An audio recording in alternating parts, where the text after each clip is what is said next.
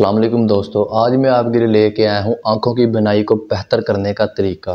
Television, computer, tablets और mobile phone का ज़्यादा इस्तेमाल करने की वजह से आपकी आंखों की बीनाई जो है वो ख़राब हो जाती है।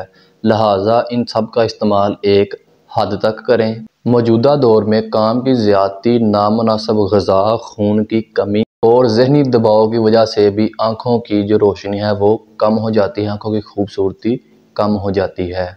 तो लिहाजा इन सब चीज़ों से परहेज़ करें। आज मैं आपको इस वीडियो में बताऊंगा कि आप आंखों की बीनाई को कैसे बेहतर कर सकते हैं। इसके लिए आपको सिर्फ दो चीज़ों की ज़रूरत पड़ेगी जो आपको किसी भी किराना स्टोर से आसानी से मिल जाएंगी। तो आइए देखते हैं कि वो दो चीज़ें कौन सी हैं। इसके लिए आपको आंवले के 6 या 8 पीस और शहद के 1 चम्मच की ज़रूरत पड़ेगी।